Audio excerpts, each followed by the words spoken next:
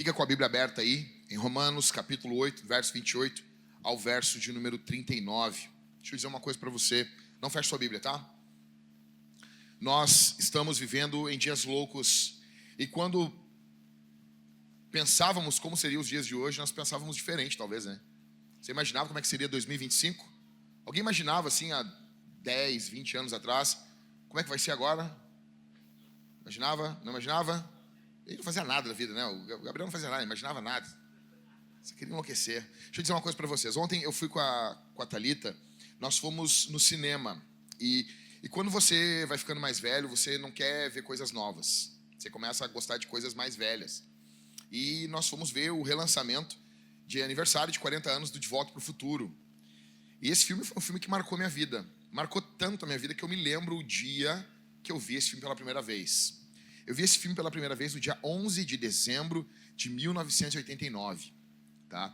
Por quê? Por que isso marcou minha vida? Porque eu acho que foi a primeira vez que eu fiquei acordado até depois das 9 da noite. Né? Hoje em dia as crianças ficam acordadas, ficam pentelhando ali, atrapalhando, enlouquecendo. Antigamente não tinha isso. E eu nem era filho de crente, tá? 8 e pouca da noite vai dormir. Hoje em dia tu marca uma coisa com um casal, as crianças ficam ali olhando, parecendo que estão tudo drogados, né, meu? É uma loucura, né? Então, a gente tem que voltar a ter aquela coisa de botar a dormir. Ah, mas não tô com sono. Não importa, deita aí. Quem aqui já esteve em creche quando era criança? Levanta a mão, deixa eu ver. Você lembra do soninho da tarde? Você lembra? Tu queria? Tu não queria, né? A tia da creche, então não precisa. Era assim? Não, vai deitar. Botava aqueles colchãozinhos bem fininhos assim, né? E tinha que dormir o soninho da tarde. Eu me lembro, foi a primeira vez. A minha mãe foi me buscar na creche. E como eu faço aniversário dia 26 de novembro, não se esqueça. Eu faço aniversário dia 26 de novembro, então eu já tinha 7 anos. Pô, 7 anos está na creche, na minha época. A criança não tinha como entrar no colégio com 6 anos de idade. Então eu tinha 6 anos de idade no início do ano e eu faço aniversário no final do ano. E ali no dia 11 de dezembro ela foi me buscar na creche e tinha aniversário do meu primo. E nós vimos o aniversário, estávamos no aniversário dele e depois nos reunimos na sala para ver esse filme na tela quente. E ontem, quando eu saí do cinema, eu pesquisei. Sabe o que foi esse dia? Aí a IA do Google botou, já tinha vídeos ali mostrando o intervalo da tela quente, a propaganda, aquela propaganda da Globo, bem clássica da Globo, né? Um rapaz e um cientista aproveitando aventuras do barulho, aquela coisa.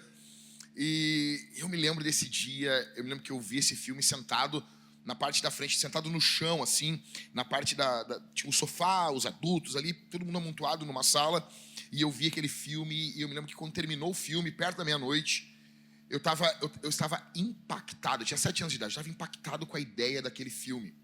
E eu fiquei imaginando, assim, como que ia ser o futuro. E no final do filme, do 1, eles mostram, a Globo foi muito esperta, né? Porque antigamente, esse filme não foi lançado em 89, tá? Ele é lançado em 85. 2 anos depois ele sai em fita VHS nas locadoras. E depois mais 2 anos saía na TV aberta. Demorava 4 anos para ter um filme. E eu me lembro que esse filme sai ali, então o filme se passa em 85 e ele volta no passado para 1955. E depois ele tem que voltar para o futuro, para 1985 de novo.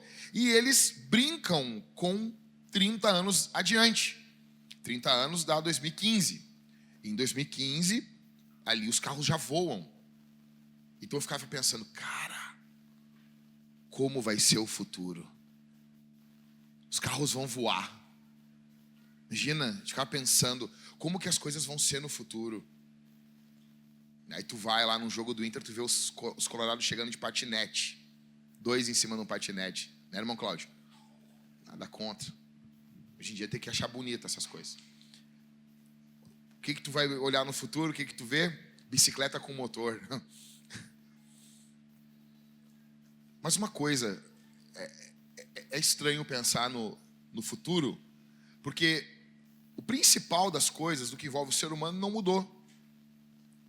Tem até um vídeo antigo da Xuxa, que ela fala com um robô, e o robô vai falando como é que é o futuro, que não tem guerra, que não tem luta, que não tem problema.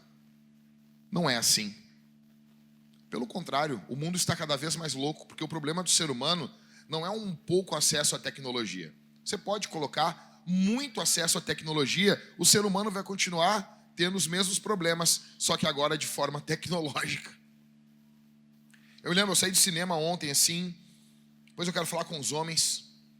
O filme basicamente ali é uma jornada, né, de um rapaz e de um pai. É muito bom, é muito bom. E eu fiquei pensando nesses 40 anos, olhando para trás, né, esses 30 e poucos anos desde que eu vi o filme, 36 anos atrás, pensando na bondade de Deus, na graça de Deus, nesse tempo na minha vida. E talvez quando você olha para o passado, você não vê isso. Você talvez nem imagina, nem faz esse exercício de olhar para o passado e ver a bondade de Deus na tua vida. Isso de alguma forma tem deixado você depressivo, angustiado, com uma visão errada de si mesmo. Só que eu quero que você aqui, nessa tarde, você não seja dominado pelo espírito do medo. Eu quero que você tenha coragem para enfrentar esse mundo. Eu quero que você saiba do cuidado de Deus com a tua vida. Eu quero que você saiba quem você é. A Bíblia vai falar, o apóstolo Paulo vai chamar os cristãos de mais do que vencedores. A Bíblia usa várias vezes esse tipo de linguagem, como no Antigo Testamento, falando que nós somos mais do que felizes ou bem-aventurados. A questão que fica aqui é como que nós nos enxergamos para conseguirmos viver no mundo que nós estamos vivendo. É como que nós enxergamos a nós mesmos. Nós precisamos inevitavelmente enxergar a nós mesmos com base na Escritura, com base na Bíblia, e não com base no que as pessoas falam de nós, ou até com base no que nós pensamos de nós, ou com base naquilo que nós sentimos sobre nós. Muitos aqui têm uma imagem de si mesmo baseada no que está sentindo. E isso varia. Você está bem um dia, você está mal no outro. Isso vai variando a forma como você pensa de você mesmo. Romanos capítulo 8, verso 28 diz: sabemos que todas as coisas cooperam para o bem daqueles que amam a Deus, daqueles que são chamados segundo o seu propósito. Em primeiro lugar, você é mais do que vencedor por causa da fé. Vira para quem está do seu lado e diz assim: você, mas de verdade, vai, fala com ânimo mesmo. Faz de conta que é a primeira vez que um pastor pede para tu fazer isso. Você é mais do que vencedor por causa da tua fé. Escuta, o apóstolo Paulo, ele não diz assim: esperamos que todas as coisas cooperem para o bem, sabe? Ele fala isso? Não. Ele não fala assim: olha, eu suponho que todas as coisas cooperem para o bem. Eu não posso afirmar. Nós temos muitos pregadores hoje em dia tímidos. Eles têm medo de afirmar coisas. Eles têm medo de decretar, de falar o que a palavra diz. Não podemos saber. Ninguém sabe o coração de ninguém. Não, acho que a gente sabe o coração das pessoas assim. Não sempre. A Bíblia diz que o coração alegra, formoseia o rosto. A Bíblia diz que a boca fala do que está cheio o coração. A gente consegue, não de todo mundo, alguns são muito fingidos, mas de uma grande número de pessoas, a gente consegue conhecer o coração dela pelas suas ações, pelas suas atitudes, pelas suas palavras. Paulo está dizendo, o apóstolo lindo, maravilhoso apóstolo Paulo, ele não está dizendo: olha, eu espero, eu acho que todas as coisas cooperam para o bem. Ele não diz isso. Ele diz: sabemos. Eu sei. A palavra aqui no grego é uma palavra exata. É uma palavra que era usada no mundo antigo para uma palavra matemática. Sabemos. Eu sei que todas as coisas, que algumas coisas, que um pedacinho de coisas. Todas. Essa semana que passou, eu tive uma audiência. Não posso entrar porque você sabe o que é, né? Estão acusando o pastor de vocês de ser homofóbicos. Tá bom?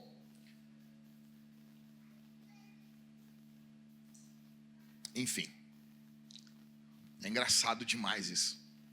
E pegaram 2 posts do Instagram ali, e tem uma deputada aí falando sobre isso, tá? Por favor, não façam um corte disso aqui. Cadê o Mateuzinho? Cadê o Mateuzinho? Tá, Mateus? Negócio dos muçulmanos lá foi a ideia do Mateus. Quem sabe a gente... Até hoje, alguns muçulmanos vêm falar comigo com um jeito muito carinhoso. Tá bom?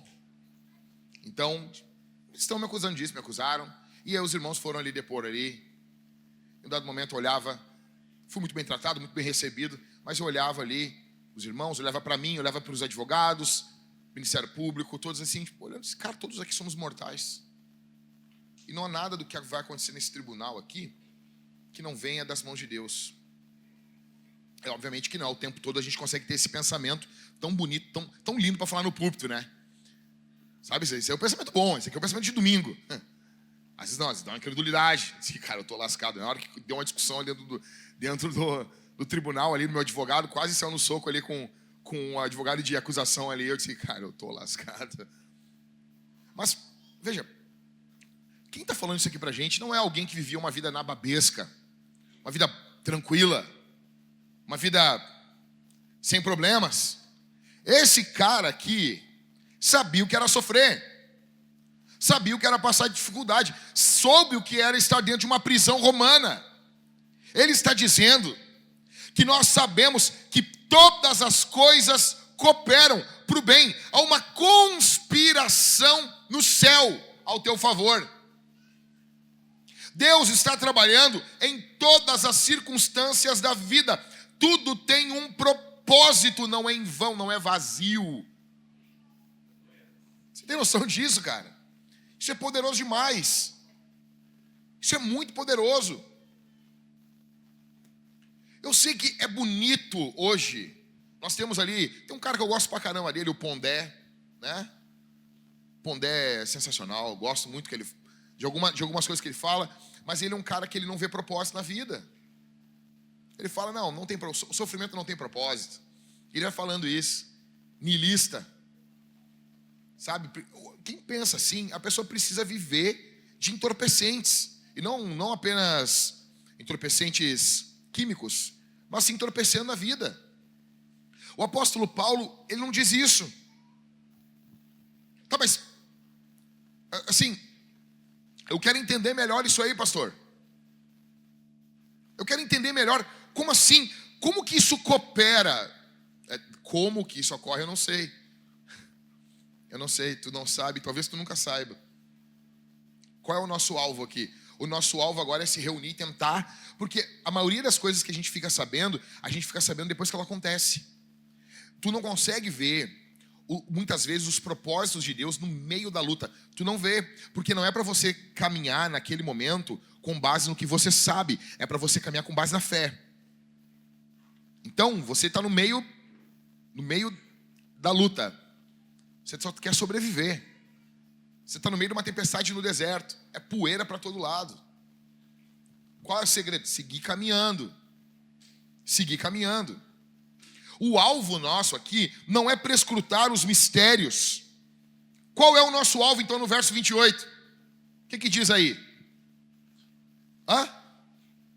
Sabe quando ela vai ficando velho, o cara vai falando isso, né? A pessoa nem perguntou nada e o cara, Porque aí tu força a pessoa a perguntar, né? Tu força ela a falar. E tu quebra uma pessoa mais velha quando a pessoa faz assim, e tu diz, não falei nada. Não falei nada. Mas eu estou falando com uma pessoa mais velha que eu, daí ela usa esse mesmo recurso que eu, só que ela usa mais vezes, né? E ela fala, E eu, não disse nada. Não falei nada. Aí eu estou criando uma para resolver essa, né? Aí tu então fala. Não falou, mas fala então.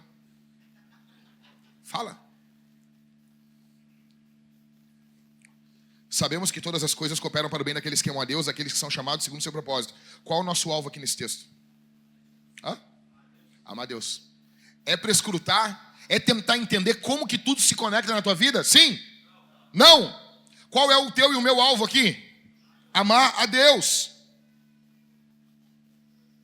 Deus está trabalhando a moda louca na tua vida? Com várias, vou fazer isso e aquilo outro. É assim? Sim ou não? Não.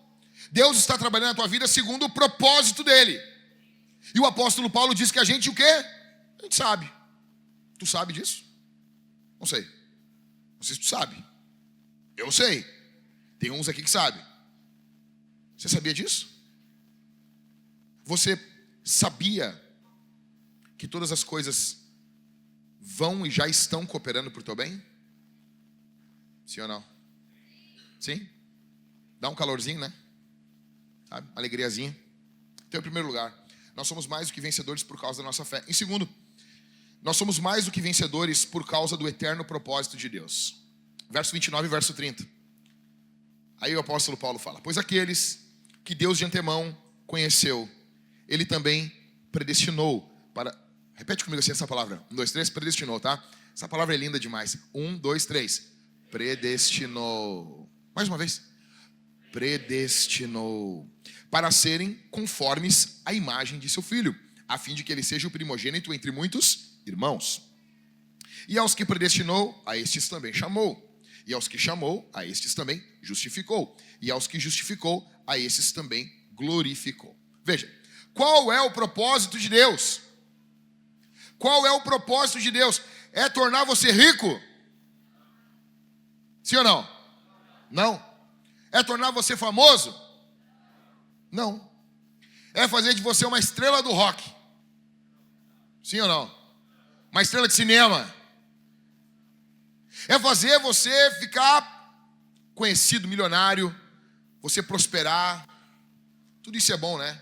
É muito bom. E Deus não está querendo sacanear a tua vida aqui, mas isso não é o propósito de Deus. Olha para mim aqui, olha para mim. Todo mundo olha para mim aqui. O propósito de Deus é tornar você santo. Ah, pastor, fica tranquilo que eu vou te explicar isso aqui. O propósito de Deus é tornar você santo. É tornar você parecido com Jesus. Tá? Esse é o alvo. Esse é o alvo. Veja, e se esse é o alvo de Deus para a minha vida, qual devia ser o meu alvo para a minha vida? É o mesmo alvo, né? Ser santo, ser parecido com Jesus. Se esse é o alvo de Deus para mim, esse devia ser o meu alvo para mim. Você e eu temos um pai que nos ama e que enviou o irmão, nosso irmão mais velho, para nos buscar, diferente da parábola do filho pródigo. Ele veio. Então, veja, pega essa pedrada aí comigo aí. Libera aí, Cruzebeck. Fica ligado aí. Vamos lá. Primeiro,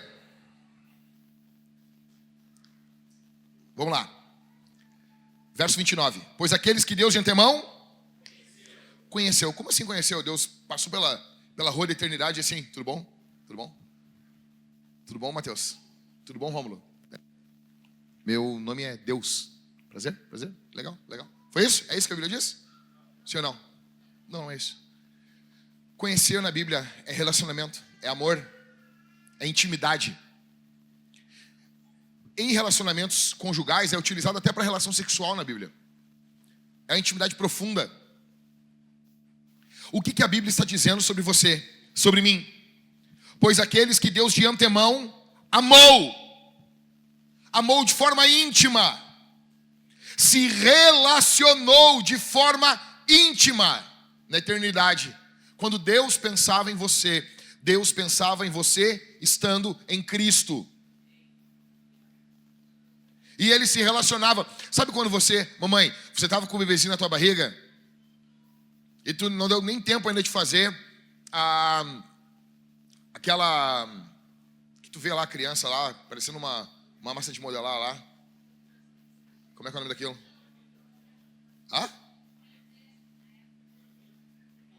Ecografia. Ecografia 3D. 3D? Só é legal. Gente, deixa eu falar um negócio pra vocês. Só é legal quando é o nosso. Tá bom? Tô mentindo, não. Fala a verdade. Tu olha, olha aqui a carinha igual do fulano. Aí tu olha, parece uma argila. Igual. Que lindo. Mas quando é o nosso é legal. É diferente. Não adianta. Tava lá o teu filhinho na tua barriga, mamãezinha, e tu amava, né? Sabe como é que é, meu irmão? Você que é um homem de Deus, não um canalha. Você que participou da gravidez da tua esposa. Você que não jogou tudo para as costas dela. Você quando botava as mãos, impunha as mãos sobre a barriga da tua mulher e tu orava pela tua esposa, pelo bebezinho, pelo teu filho. Você se relacionava mentalmente, o teu coração estava se relacionando já com aquela criança em amor. Assim é Deus. O apóstolo Paulo está dizendo: pois aqueles que Deus de antemão conheceu, Ele também fez o quê? O que diz o texto aí, gente? Vamos lá, gente. O que diz? Segunda pedrada, Ele predestinou. Ah, pastor, eu tenho um problema com essa palavra. Eu amo Deus, cara. E Deus, Ele age de um jeito assim, Ele fala o que Ele quer. Ele é tipo Deus, assim, né? Tipo, Deus é Deus, Ele faz as coisas de Deus. Deus não está preocupado. Teve essa semana agora a entrevista. Aquela menina lá que fez uma propaganda do jeans americano lá, como é que é o nome dela? Não tem ninguém sabendo isso aqui, gente. Sidney alguma coisa, né? Assim, aquela menina, ela tem umas ideias muito boas. Só ela devia ter uns toques no que envolve a roupa. Ela devia ter tido um pai que cobrisse um pouquinho mais ela. Um pouquinho não, bem mais ela, né? Mas ela, a entrevistadora, querendo fazer que ela pedisse perdão pela campanha do jeans ali, enfim, toda aquela coisa, aquela bobajada esquerdista. E você vê que ela se cuida para falar, porque ela pode falar qualquer coisa. Ela é firme, mas ela tem que se cuidar no que ela está falando. Deus não é assim. Deus, Ele fala do jeito que Ele quer. Ah, mas eu fico louco quando a pessoa diz que não acredita em predestinação. A Bíblia usando essa palavra. Você consegue entender isso? Tem como uma pessoa dizer que ela concorda com a Bíblia e dizer que ela não concorda com o que a Bíblia diz? Sim ou não, gente? Ah, mas eu acho... Não, o que tu acha é problema teu. O que eu acho é problema meu. Nós temos um Deus e a Escritura mostra como Ele é. Será que você não tem que se moldar ao Deus da Bíblia? Sim ou não? Sim. Ah, mas é calvinismo. Esquece calvinismo. Esquece arminianismo. Vamos ficar com Bíblia. Predestinou. E o que essa palavra quer dizer? Ela quer dizer exatamente o que ela está dizendo. Predestinou fala de decreto eterno, soberania, liberdade graciosa de Deus. Deus tem livre arbítrio. Ele tem. E Ele é livre para chamar quem Ele quiser.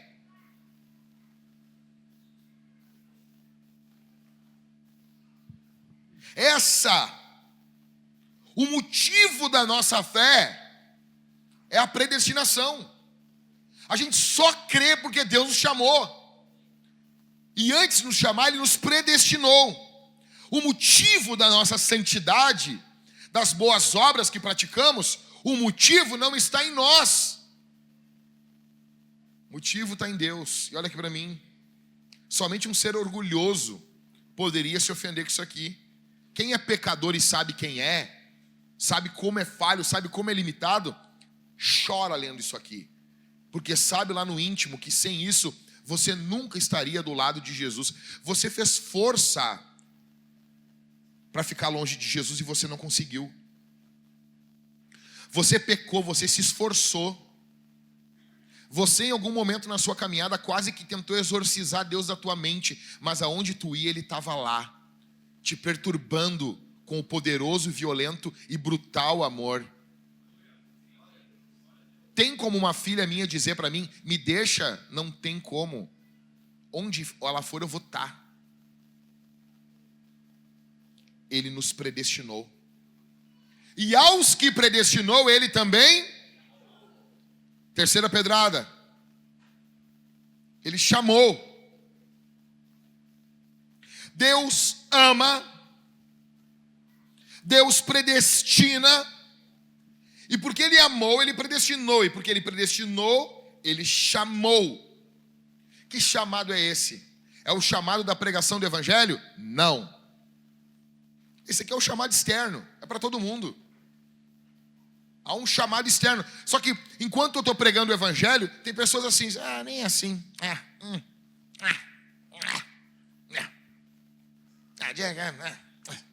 Só que enquanto eu estou falando, o coração de alguns vai se derretendo.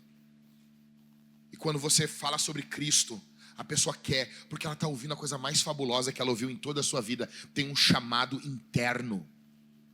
Tem um chamado interno do Divino Espírito Santo ocorrendo. E quando você conheceu Jesus, foi assim que aconteceu com você. Eu me lembro como foi comigo. Eu me lembro. É um chamado interno. É uma graça irresistível. Mas as pessoas resistem à graça, claro que resiste. Até não resistir mais.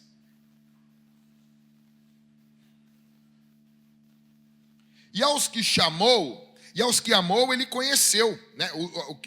Aos que conheceu, ele predestinou. Então ele ama, predestina e ele chama. E aos que chamou, ele também o quê? Justificou. O que é a justificação? A justificação é um ato interno de Deus? Não. Eu já nem pergunto, se tu falar isso aí, eu vou me dar um troço aqui agora.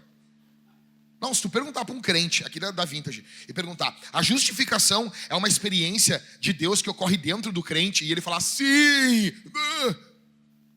5 pastores morrem a cada vez que ouvem essa frase. A justificação é um ato externo. Se tu crê que é interno, tu tem que ir para a igreja católica. A principal diferença entre nós, os católicos, não são imagens, não é nem Maria. Tá bom? Ok? É uma diferença. É uma grande diferença. Só que não é. A principal diferença entre protestantes e católicos é a doutrina da justificação. A principal diferença. O que é a justificação? É um ato forense, é um ato judicial de Deus, no qual ele imputa sobre nós a justiça de Jesus. Ele coloca, ele decreta, é justo. Está sobre nós, como um manto. O que isso muda? Isso muda tudo, cara. Isso muda tudo. Porque não é interno, não é algo nosso.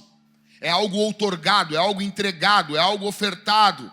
É algo entregue, graciosamente, está sobre nós. Então agora você é justo.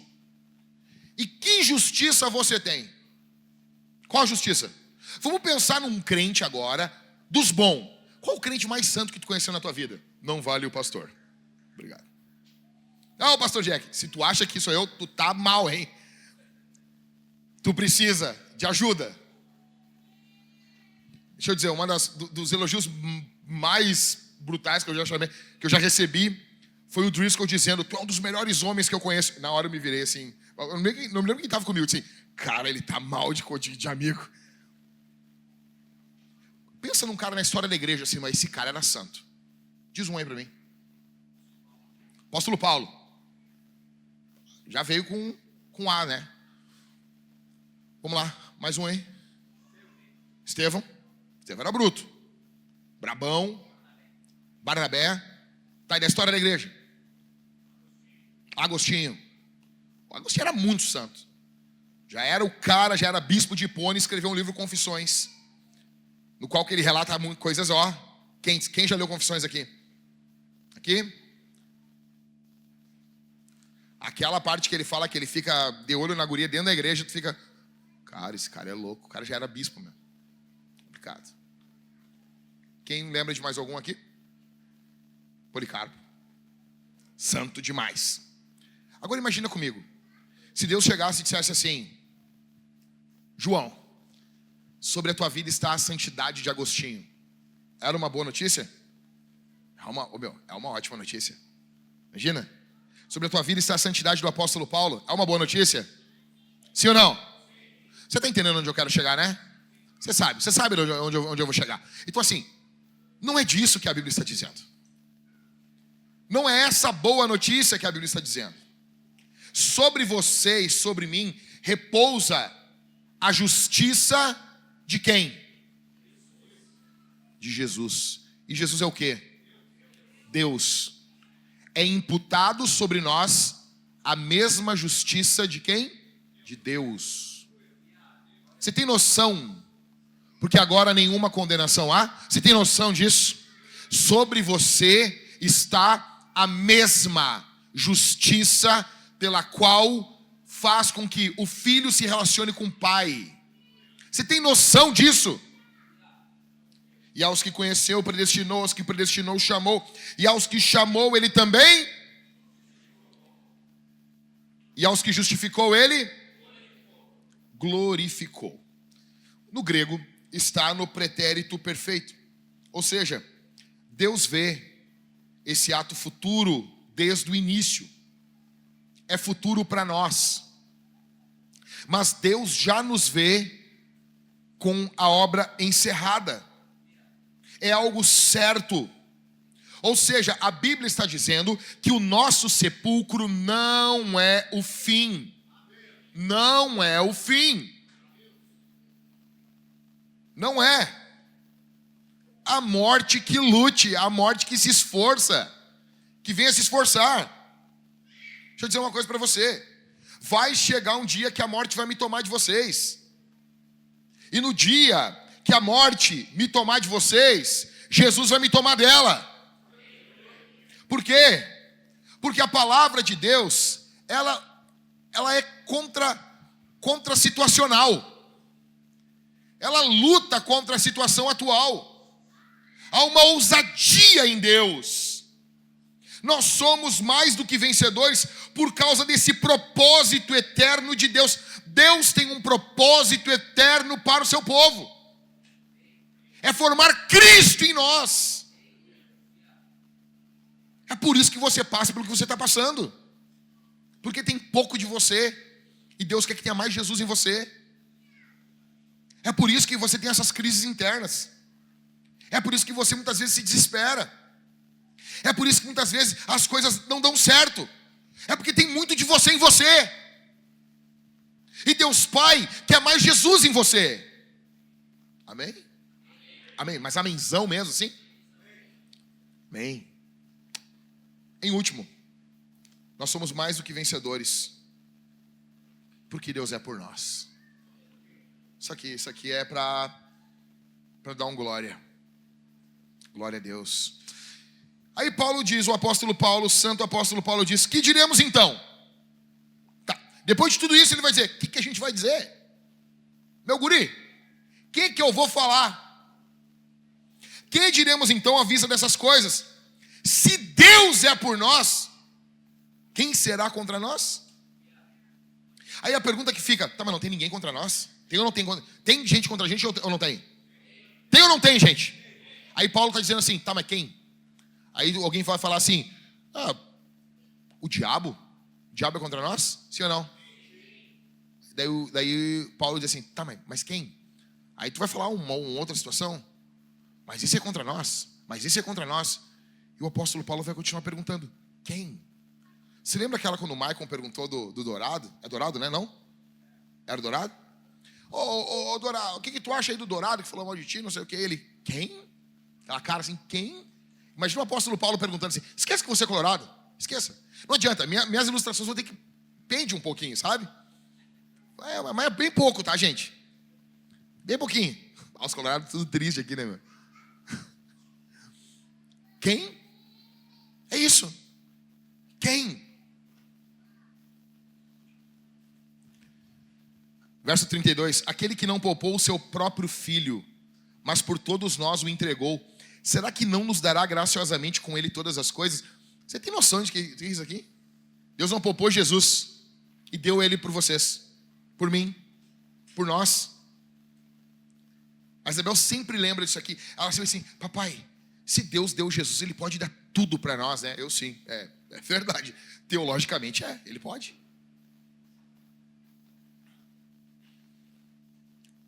Verso 33.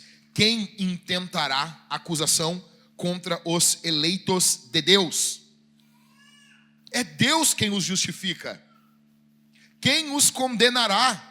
É Cristo Jesus que morreu, ou melhor, quem ressuscitou, o qual está à direita de Deus e também intercede por nós. Quem nos separará do amor de Cristo?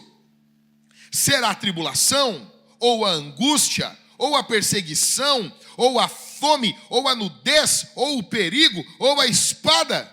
Como está escrito, por amor de ti, somos entregues à morte continuamente, fomos considerados como ovelhas para o matadouro. Em todas estas coisas, todos esses sofrimentos aqui, porém, somos mais que vencedores, por meio daquele que nos amou. Porque eu estou bem certo de que nem a morte, nem a vida, nem os anjos, nem os principados, nem as coisas do presente, nem do porvir, nem os poderes, nem a altura, nem a profundidade, nem qualquer outra criatura poderá nos separar do amor de Deus que está em Cristo Jesus, nosso Senhor. Uau! Uau! Verso 31. O apóstolo Paulo começa dizendo que nós somos invencíveis.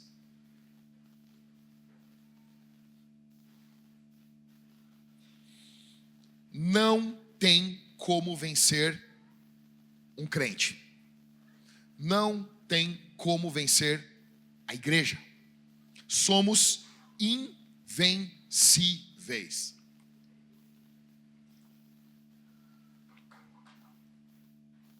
Invencíveis. Em segundo, ele diz que nós temos tudo o que precisamos para vencer. Verso 32 diz que ele entregou o Filho, a coisa mais valiosa, a pessoa mais amada, foi entregue. Tudo, olha aqui para mim, tudo o que você precisa para vencer, Deus já deu para você. Talvez você não entenda, porque você está considerando vitória aquilo que Deus não chama de vitória. Quando nós olhamos do jeito que Deus olha, nós entendemos que nós somos mais do que vencedores. Verso 33, nós somos justos. Somos justos. Quem intentará acusação contra os eleitos de Deus, é Deus quem os justifica. Verso 34, quem os condenará? É Cristo Jesus quem morreu, ou melhor, quem ressuscitou, o qual está à direita de Deus e também intercede por nós. Paulo está dizendo que nós somos incondenáveis. Eu estava no meio da audiência, as testemunhas falaram 1h10, eu sozinho falei 1 hora. Eu fiquei 1 hora falando. Falei demais. Eu disse, vocês podem perguntar o que vocês quiserem, eu vou responder todas as perguntas. Tudo o que perguntar. Não tem nenhuma pergunta que vocês perguntem que eu não vou responder. Pode perguntar. E falei, cara. E eu disse, e com todo respeito, eu estou falando o que estou falando aqui, porque eu vou dar conta. Falei assim, com respeito ao senhor juiz, com respeito ao seu cargo, ao senhor, mas eu vou dar conta a um juiz que está acima do senhor. Eu vou dar conta em um tribunal que é superior a esse tribunal aqui. Jesus vai julgar cada palavra que eu falar aqui. Você tem noção disso?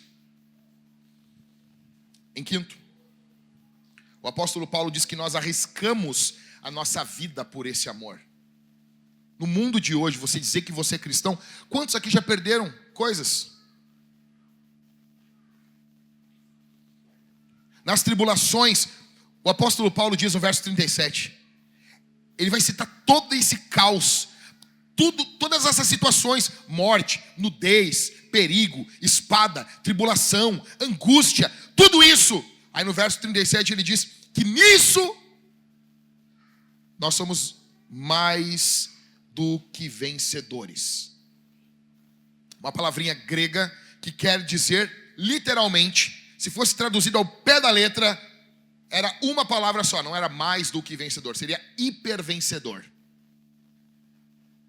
Hipervencedor. E daí do verso 35 ao verso 39, ele termina dizendo que não tem como você separar o crente do amor de Deus.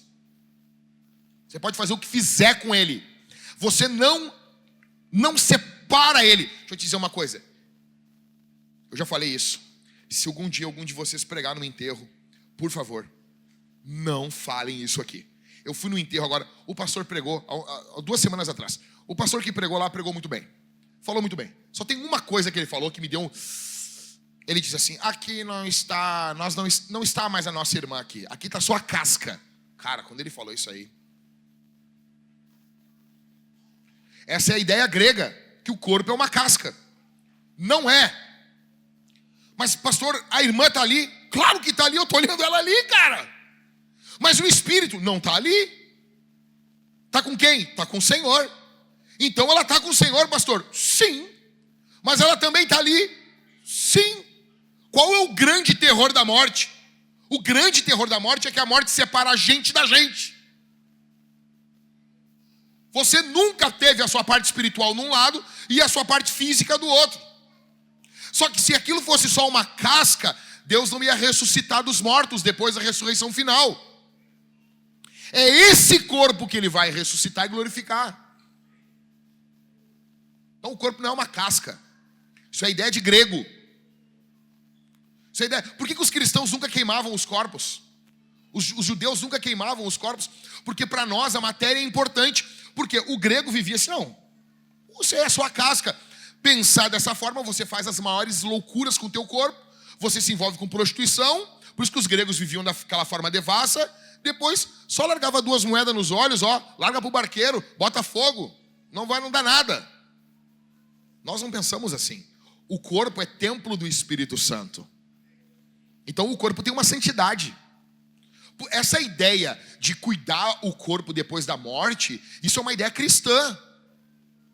E por favor, ninguém, não vem, assim, se eu morrer, não vem me cremar, cara. Isso aí estraga a pregação de quem vai pregar, porque o cara vai pregar sobre a ressurreição de Jesus da tumba, e daí tá só um frasquinho com a cinzinha do cara ali. Pô, arrebenta com a pregação. Eu preguei, tinha um irmão aqui, amigo do Gabriel aqui. O cara, macho. E o cara morreu, o pai dele, não, vem aqui pregar. Eu fui lá e preguei muito querido ele, muito querido. Fui lá e preguei lá no crematório metropolitano. Aí tu fala em tumba, não é tumba. É complicado. Complicado. Deixa eu te explicar uma coisa. Escuta. Não tem como você separar um crente do amor de Deus. Não tem como. Você consegue separar ele dele. Você consegue separar você de você, que é a morte. A morte é isso. A morte é separar a gente da gente. Mas você não consegue separar você do amor de Deus. Qual é o primeiro versículo do capítulo 8? Aí alguém lê para mim, por favor. Capítulo 8. Agora, pois, já não existe nenhuma condenação para os que estão em Cristo Jesus. Ou seja, o capítulo 8, o apóstolo Paulo começa dizendo que não tem nenhuma, e ele termina falando que não há nenhuma separação. Para terminar, para tu ir para casa feliz, sem discutir dentro do carro, 5 marcas dos hipervencedores. Primeiro, hipervencedores são apaixonados por Jesus.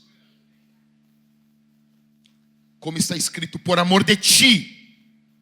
Esses que são eleitos, esses que são predestinados, esses que são chamados, justificados, glorificados, eles amam Jesus. Eles amam Jesus. A vida deles é Cristo, Cristo, Cristo, Cristo. Em segundo, os hipervencedores, eles têm uma espiritualidade contagiante. Por amor de ti, somos entregues à morte. Continuamente fomos considerados como ovelhas para o matadouro.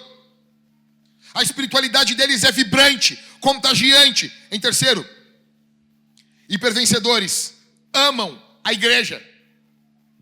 O apóstolo Paulo não está dizendo, Barba, como está escrito, por amor de ti, eu sou entregue. Ele podia dizer isso, porque ele está sendo entregue à morte ali. Ele podia colocar a palavra no singular e dizer, eu sou entregue à morte. É isso que ele fala? Ele diz, somos. A igreja é um povo. Em quarto, hipervencedores usam tudo para o avanço do evangelho. Eles usam a sua vida. Eles são entregues à morte. Amém. Isso vai fazer o evangelho avançar? Glória a Deus. Em quinto e último, hipervencedores arriscam tudo para testemunhar Jesus ao mundo. O que eu quero essa semana de você? Que você arrisque tudo. Que você arrisque tudo para pregar. Que você faça uma loucura por Jesus essa semana. Não estou falando para você fazer crime, ok? Tá bom, Mateuzinho? Não estou falando para você fazer algo que desonra ao Senhor. Estou falando para você fazer alguma coisa que você, não, a minha honra. Eu quero que você faça algo. Eu quero que você arrisque algo pelo Evangelho essa semana. Amém? Amém? O Espírito Santo coloca pessoas no teu coração agora. O Espírito Santo conecta pessoas. Deus fez a maior parte. Está tudo feito. Tetelestai. Está tudo pago. O que nós temos que fazer é testemunhar o que Deus fez agora. É contar aos outros. É falar aos outros. Deus deu um celular para você. Deus deu um WhatsApp para você. Deus deu uma rede social para você. Se você tem medo de aparecer, você pode escrever. Se você tem medo de escrever, você pode pedir para alguém fazer um vídeo. Você pode fazer um texto. Você pode fazer uma poesia. Você pode mandar um louvor para uma pessoa. Você pode dizer, eu estava orando e eu pensei nesse louvor e eu lembrei de ti. Estou em oração pela tua vida, que Deus te abençoe. Você arrisca tudo. E isso é apenas o início de arriscar tudo por Jesus. É o início. É apenas o início. O início. Eu quero que você faça algo por Jesus essa semana. Pontual. O que você vai fazer por Jesus essa semana? O que você vai fazer por Cristo essa semana? O que da tua vida você vai arriscar por Jesus essa semana? Olha aqui para mim. Olha para mim aqui. Olha aqui. Eu estava com os irmãos ali. Foi demais. Aí tu via as perguntas. Os advogados, as perguntas eram as mesmas. Aí sentava um irmão, depois sentava outro e tu, já o coração de pastor dói assim. Aí eles perguntam assim: Gabriel, tu segue o pastor Jack nas redes sociais?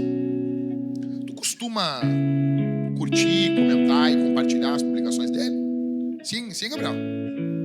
E tu curtiu essa aqui? Tu compartilhou essa aqui? Tu entende a maldade?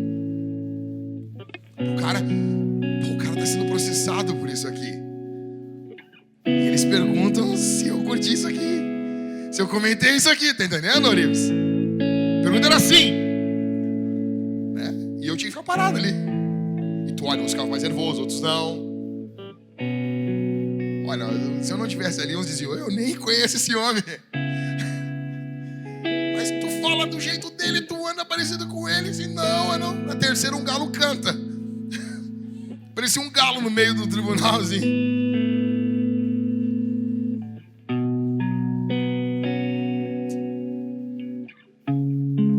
O que você vai arriscar essa semana? O que você vai arriscar? O que você vai fazer essa semana por Jesus? Amém? O que você está disposto a perder por Cristo? Você está disposto a abrir mão por Jesus? Sua reputação? Seu conforto? O que você pode entregar essa semana por Jesus? O que você pode fazer? Pense agora e diga para o Senhor: eu vou fazer. Eu vou fazer. Eu vou fazer. Eu vou até o fim. Onde Deus está mandando você ir? O que Deus está mandando você falar? Para quem Deus está mandando você falar?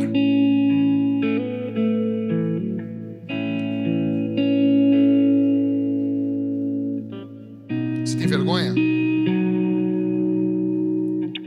Você é tímido? Pastor, mas eu sou tímido. A Bíblia diz que os tímidos vão ficar de fora. Não, mas vai vir um teólogo aqui e eles vão explicar para você que tímido não é tímido. Eu amo isso nos teólogos. Eles vão explicar de um jeito para você que vai botar você, vai deixar você mais tímido ainda e mais confortável. Sinto muito te dizer, é sim timidez o que envolve compartilhar o Evangelho. Esses vão ficar de fora. Mas Jesus é tão bom que Ele avisa a gente antes pra gente não ser. Amém? Ah, pastor, mas isso me perturba. Deus não pode perturbar você. Ele fez tudo isso. E você não pode ter sequer uma perturbaçãozinha. Uma bem pequitinha. Nenhuma essa semana. Ele pode dar uma bagunçadinha na tua agenda. Sim ou não? Ele é Deus. Ele é Deus. Nós somos entregues à morte. Ele nos chama para um povo, para uma igreja. E Ele envia você essa semana. Nós vamos responder esse sermão. Escuta, escuta. Nós vamos responder esse sermão. Em primeiro lugar, nós vamos ofertar ao Senhor. Nós vamos dizimar de forma alegre. E alguém pode dizer, o que isso passa pelo dinheiro? Tudo na vida cristã passa por tudo da nossa vida. E dinheiro é algo muito bom para tu citar num momento como esse. E olha para mim aqui, olha para mim, sem movimentação, olha para mim. Olha para mim. Dinheiro, o bolso, fala também sobre o que nós valorizamos. Infelizmente, o coração de muitos é captado, cooptado pelo dinheiro, por mamon. E você vai se tornando uma pessoa avarenta. Deus escolheu chamar um povo, chamar uma igreja e fazer a sua obra por intermédio dessa igreja. E a obra dele envolve tudo. Mas por que eu tenho que doar meu dinheiro? Olha para mim aqui. Olha para mim. Vamos ser sinceros aqui. Vamos ser sinceros. Por que eu tenho que pregar? Por que eu tenho que arriscar minha vida? Por que eu tenho que arriscar uma condenação, ficar longe das minhas filhas? Deus não podia mandar um anjo para pregar? Podia ou não podia? Podia, mas Ele não quis. Não é só o dinheiro que parte de nós, é tudo no que envolve a obra de Deus. Tudo. É tudo. Você prega, você ora, você evangeliza, mas é tudo no poder do Espírito. Eu estou convidando você para pregar essa semana, para ofertar agora, para dizimar agora, fazer tudo isso no poder do Espírito. Sabe quando é custoso? É quando vivemos a vida cristã sem ser no poder do Espírito. Quando nós vivemos no poder do Espírito, a vida cristã é tranquila para nós. O que Deus está pedindo de nós, não é que Ele se torna fácil, completamente fácil, mas Ele se torna muito mais praticável, muito mais... algo muito mais executável da nossa parte. O Espírito Santo trabalha através de nós. E isso passa também pela nossa oferta. Se eu não estivesse falando sobre isso, você mesmo assim, cheio do Espírito Santo, deveria almejar chegar no domingo, ter a oportunidade para cantar. Você deveria vir de casa louco para cantar para Jesus com teus irmãos. Deveria chegar aqui com o coração ansioso por ouvir a pregação e o coração ansioso para ofertar e dizimar. E se não fosse falado, você deveria pedir uma oportunidade. Pedir uma oportunidade. Deus está fazendo a sua obra. E Deus chama você a se envolver nesse momento. Em segundo lugar, nós vamos comer desse Jesus, beber desse Jesus. Você vai sair do seu lugar e você não vai cear como se fosse só mais um momento da ceia. Não, você vai pedir perdão pelos seus pecados, perdão pela sua avareza, perdão pela sua teimosia, perdão pela sua timidez. E você vai pegar o pão, mergulhar no vinho ou no suco e vai comer e beber de Jesus. Vai fazer isso em arrependimento. E em último lugar, você vai cantar com a sua família. Você vai se preocupar se os seus filhos estão cantando. Você vai cantar a Jesus. E você vai, depois do culto, voltar para sua casa meditando no que você ouviu. Meditando no que você ouviu. Não se apresse para sair da presença de Deus. Nós que temos crianças pequenas, nós temos um grande problema.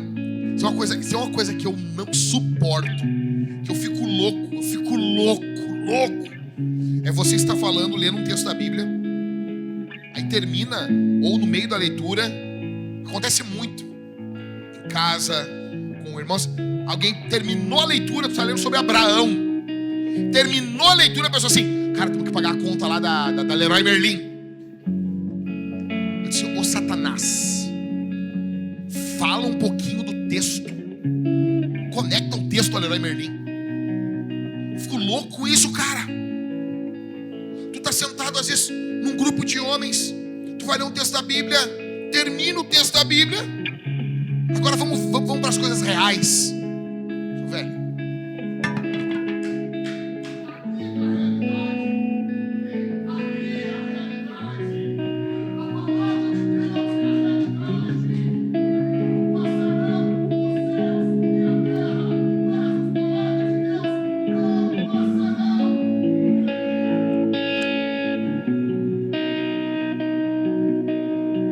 tratam a Bíblia como se fosse uma vírgula para o mundo real. Aqui é o mundo real. Isso aqui é o mundo real. Ninguém está negando que você não tem que pagar a Leroy Merlin. Vai e pague. Não deixe de pagar.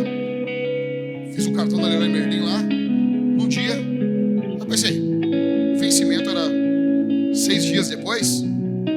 Os caras, eu fiz o cartão, fiz uma compra. 6 dias depois já estavam me cobrando a primeira fatura. Eu disse, cara, que loucura, que ânsia, hein? Agora eu fui lá passar, não passou. Eu disse, moça, por que não passou? Não, porque estava uma fatura em atraso. Eu, não, mas não tem como. Eu fiz agora. Eu dei uma semana, o morto nem esfriou ainda. E a mulher, não, já está atrasado tantos dias. O senhor vai pro Serasa, pro SPC. Eu disse, não, tá louco, mas o pastor não posta nesses lugares aí. Eu não posso, minha religião não deixa. Aí eu olhei, disse, imagina. Então eu não estou negando. Aí eu fui lá e paguei R$200, imagina. E eles me xingando lá, paga os seus R$200. Eu, tá aqui, pega aí. Então paga Leroy Merlin. Eu não estou falando que você não vai viver as coisas do dia a dia. Eu sei, eu só quero que você conecte a Bíblia a tudo da sua vida. Isso aqui está aqui por um motivo. Toda a escritura é inspirada por Deus e útil para nós, útil para você, para preparar o homem de Deus para toda boa obra. Amém, meus irmãos? Feche seus olhos. Pai, abençoa teu povo. Encoraja teu povo essa semana para pregar o Evangelho. Tem irmãos aqui que têm medo.